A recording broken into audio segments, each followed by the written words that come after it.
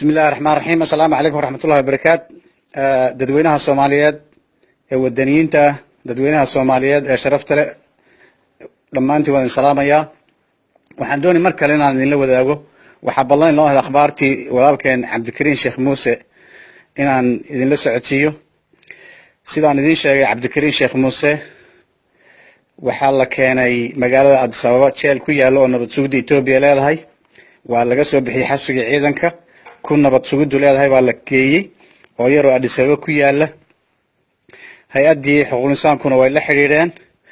waxay xaqiijiyeen inuu jil badan loo geystay. ma ayna cadaynin meesha loogu geystay inay Soomaaliya tahay ama Itoobiya gudaheeda, laakiin waxa ay xuseen in lug iyo gacan jug weyn uu ka qabo. miyay jaban yihiin? ma nabar baa gaadhay? xaqiijin bay u baahan tahay. waxaa kaloon idiin sheegayaa wardoonka Itoobiya waxay soo geliyeen xan odhanaysa Addis Ababa Cabdikariin Sheekh Muuse 5 milyan baan Soomaalida kaga gadanay, 1 milyanna waan siinay, 4 milyan kalena waa markii ay noo keenaan baan la aamusnay. waa xaqiiqo weeye. dad la shaqeeya wardoonka Itoobiya oo Addis Ababa jooga turjubaanadooda Soomaalida iyo rag odayaal oo Cabdikariin hawshiisa daba socday oo u sheegeen. marka xagee la geeyay lacagtaas? ma xamar ma gaalkacayo? ma sheegi karo, waynu soo helaynaa. walaalayaal waxaan doonay oo kale inaan idinku xuso Itoobiya qarankii Soomaaliya iyada dumisay. 4 askari oo intay carooto qoryo ka soo qaadataa dawladda Soomaaliya lagu dumiyay oo dir dhabiya harriyay laga soo siiyo muxuu ahaay qoryo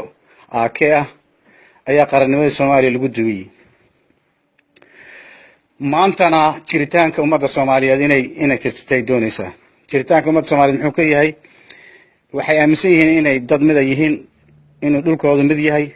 in dantooda mid tahay, in taariikhdooda mid tahay, in maslaxadooda mustaqbalkuna ay mid tahay. yay aaminsanaayeen. taasay Itoobiya ka dagaalamaysaa. waxaa jira marka dad u hirgelinaya taas. niman baarlamaan isku sheegaya iyo niman aqoonyahan isku sheegaya waxay leeyihiin annagu nimanka ama gobolka u burburi mayno. Soomaaliya way burbursan tahay. waxa uu leeyahay ma u burburayaan ama ma burburayaan muxuu ka wada? Itoobiya burburisay, haddana inuu soo kaco Soomaaliya inay soo kacdo Itoobiya diidan.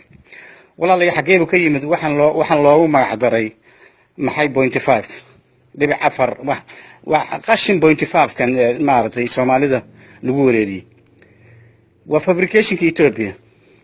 maxaa yeelay iyada waxay ka kooban tahay dad aan islahayn. waxay ka kooban tahay 83 qowmiyadood,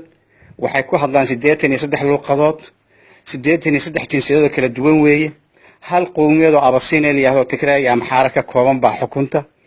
iyagaa samaystay. waagii reer Yurub ay ku soo duleen Afrika iyo kala qayb qaateen. sahamiyaal bay u ahaayeen, waardiyay u ahaayeen, turjumaanay u ahaayeen, way hor socdeen. marka waxaa abaalmarin loo siiyay dhulka Soomaalida iyo Oromada iyo qowmiyadaha kale Canfartii. 9 qowmiyad waaweyn baa taqaanaan oo Soomaali iyo Canfar iyo Gambeelle iyo Benshangul iyo Amxaari iyo Oromo iyo dadyo koonfureed oo niman sidaama liyaado wada dhalanoo ku shitiga ay ku jiraan. marka Itoobiya siday u taalo ay iyada u samaysay Soomaaliya. federaalku xaguu ka yimid? federaalku wuxuu ka yimid Itoobiya federaal been ah. federaal been muxuu u yimid? waa 87 qowmiyadood kala duwan, 83 qowmiyadood yiraahdo oo kala duwan. sidii oo kale Soomaaliya marka Soomaalida waxay ku kala duwan tahay qabaa'il. Soomaalida iyada hal qabiil ah. ma qabiil aan jilbiya sii lahayn baa jira. sidee jilibku qabiil uu sii noqon karaya? Soomaalida hal qabiil. marka Itoobiyana hal qabiil bay Soomaalida ka tahay, Oromaduna hal qabiil bay ka tahay, Tigrayguna hal qabiil buu ka yahay. laakiin siday u taalo Itoobiya in Soomaaliya loo dhigay yay u sameeyeen niman siyaasiyiin oo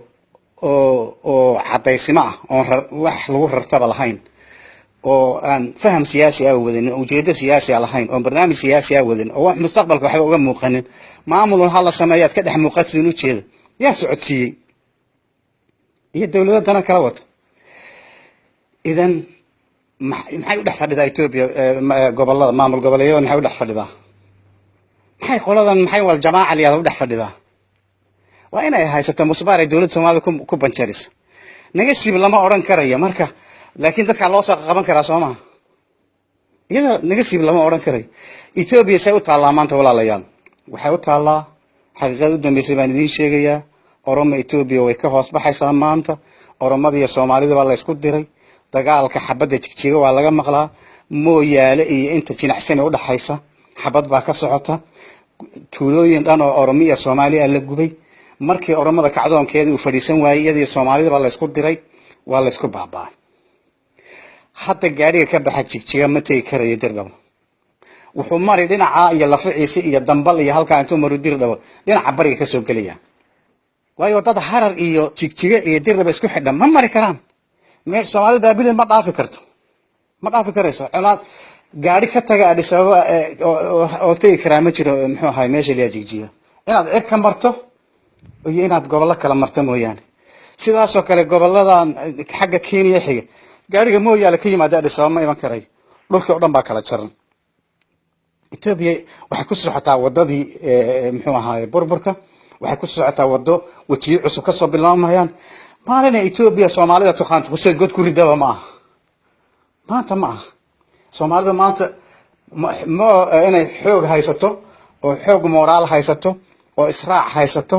oo ka bogsootay cudurkii muxuu ahaayay qandhadii la oran jiray dagaalka sokeeye oo ay way arag noqotay oo dawlad dimuqraadi ah oo dhalinyaro maamulayso oo nadiif inay tahay saas yaa lagu waday nimankan dimagooga la dhaho dimagoog waa siyaasi wax fiican sheegay laakiin been wax xun qabta marka qalbigiisa iyo isma waafaqsano iyo carabkiisa waxa la yiri Mussolini markuu dadka Talyaaniga la shirayo intuu sidaa dabagaaba xidho oo beerta ku taal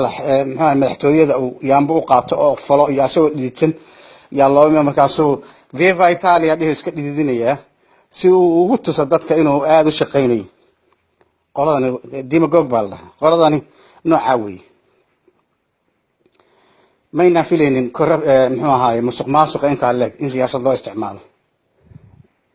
dhaqaale lagu bixiyo inaad muxuu ahaay siyaasad kaga bad dhaqaale qaran in saxaafadda la caburiyo in dad aqoon-yahan iyo dhalinyaro iyo internet yaqaan iyo la kireysto oo yaal hadla in ka qabiilo inta lagu shubto lacag call box liyaad hadla in xubna baarlamaan si gooni intii loo fasho loo siiyo laaluf loo siiyo liyaado difaac halka ka gal waa dhaqan muxuu ahaay dhaqaalaha wadanka iyo dawladnimada iyo sharafta iyo sareynta qaanuunka iyo wanaag samaynta dhaqan ka soo horjeedo way waxay nagu dhahaan isla xisaabtan baan ogol lahaa baarlamaanka waxay diideen inuu shiro waxay nagu dhahaan musuqmaasuq aan ka soo horjeednaa lacag siyaasi ah yaa la bixinaya waxay nagu dhahaan dadka Soomaalida waan simaynaa waxay leeyihiin dadka uma sinna calanka Soomaaliya iyo ilaashimaha iyo jinsiyadda looma wada sinno dib baa loo akhriyay dastuurka jamhuuriyadda dib baa loo akhriyay bay leeyihiin muxuu ahaa mabaadi'dii leego dib baa loo akhriyay magaca Soomaali weyn dib baa loo akhriyay yaa Soomaaliya yaan ahayn sidaas ay qabaan waxay nagu dhaheen dawladda dadweynaha nahay oo dadweynaha ka shidaal qaadanaa la tashanaa dareenkiisa tixgelina khayru Soomaaliyiin dadkii ugu khiyaarsanaa Soomaalida arrinta way ka qeyliyeen dhalinyaradii aqoon-yahankii qurba joogtii saxafiyiintii culimo intaba waa lagala hadlay marka anigu dadka Soomaaliyeed bay u taalaa hal arrin ya khatar in waa Soomaaliya inaan dhageysanina ay tahay inaan ka hortagnana ay tahay Ethiopia waxay rabtaa inay wax soo haanshaha Soomaalida disho durba waxaa soo baxay codad dabaqoodhi oo Ethiopian oo Soomaalinimada waxaan uga baxaynaa le muxuu ahaay khayr iyo farmaajo oo dhahaya nabi Ethiopian baan nahay kanaan nahay af Soomaaliga ay naga dhaxay maca salaama oo waxay goodax barro kale la mid yihiin kaas dadka uma sina meeshan anagu u burburi mayno Ethiopian walaalanahay iyaga waxay isumanyihiin dalka waan qaban yaani ra'yigaas Ethiopia ka wakiil yahay waxaa kaloo Ethiopia ka wakiila midka odhanaya annagu Ethiopian baan nahay hebel ile iyo jijiyaana laga maamulaa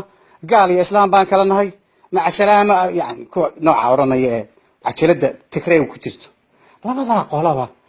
gudun weeye lala dhacahayo geedka Soomaalida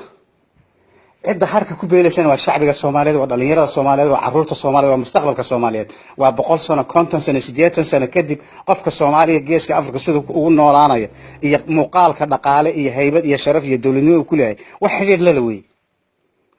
aad baan ugu mahadnaqayaa aqoonyahanka Soomaaliyeed dadka wadaniyiinta ee ka hadlay aamina musaweeliyaan halkan uga mahadnaqayaa aqoonyahan isku kalsoon oo wadaniya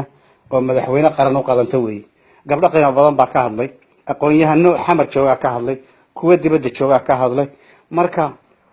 walaalayaal dadka waxa lagu cabsiinayaa Ethiopia waxba yani Ethiopia waxna yeelis Ethiopia Soomaaliya waxay soo gashay inay beel ku qaadato ciidankeeda ay ku biishay ciidamada kale bariyootan iyo waxay ku soo gashay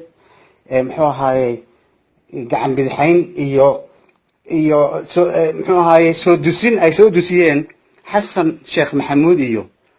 dhowr hogaamiye goboleed soo dusiye igaadna ma ogeyn Afrikaankuna ma ogeyn bulshada caalamkuna ka goosaysatay marka si joojooba waan idin shaqeynaa hana riixina ya ku timid taasi ma waxay ku gadnayd Soomaaliya inay dib istaagin inay kolba mindi meel la dhacdo inay muxuu ahaayay maya tabarta maanta Ethiopia ma leedahay maya iyada sakrada waan hubaa Soomaalida inay kaalmo uga baahan tahay maanta waan hubaa way gilgilinaysaa Tigray way hayn kar laayiin dadka Ethiopia dhan baa cadow noqday amxaariya oroma midiyeen la sanay 25 milyan iyo 45 milyan ba midiyay u la sanay meel ay gashay laadahay marka Soomaalidu hadday indhaha taa u yarguuso maanta iyada Ethiopia isku daadan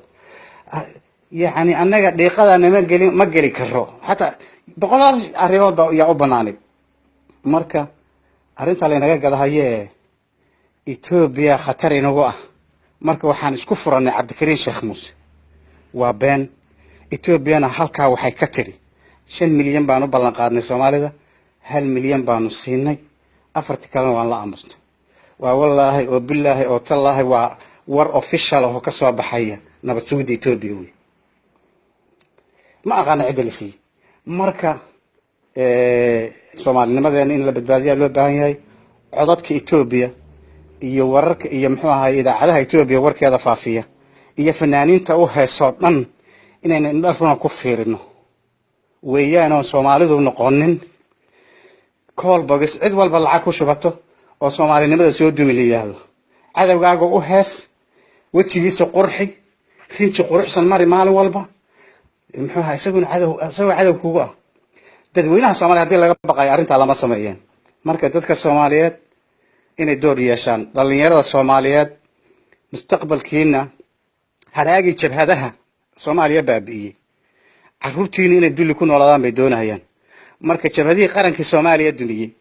iyo qabyaaladii jeebka ugu jirtay iyo xabashii ka dambeeyay labada rasaas siinhay yaa maanta doonayeen idaacado iyo fanaan iyo nin loogu yeedhayo xildhibaan oo aan hayn xildhibaan ee qashin dhibaan ah yaa mashruuca Ethiopia gadahay waa dawlad sakaraada oo hoosta ka maran oo kala daadsan oo muxuu ahaay taariikh beena gadata oo masiixiyad gadata oo tabar lahayn oo kulli wax kasta oo dawladdu miyo hoos yaalaan maantana mashquulsan hogaamiye adagna lahayn Soomaalida maanta halgankeeya hub ma siin karto dhaqaalana kama rabno hubna kama rabno aad inay noo gashana kama rabno laakiin waxa la yiraahdaa islaanta aan fahmada badnayn islaamaha kale guryahooda intay xaaqayso yukeedu wasaqooda marka dawladda Soomaaliya inay gudaheeda xidhato oo dadkeeda xidhato iyada ku mashquulshay inay Ethiopia danahooda ku mashquulso iyada boolis u noqoto maslaxad ugu ma jirto sidaas aan dhihi lahaa iga raali aad baad u mahadsan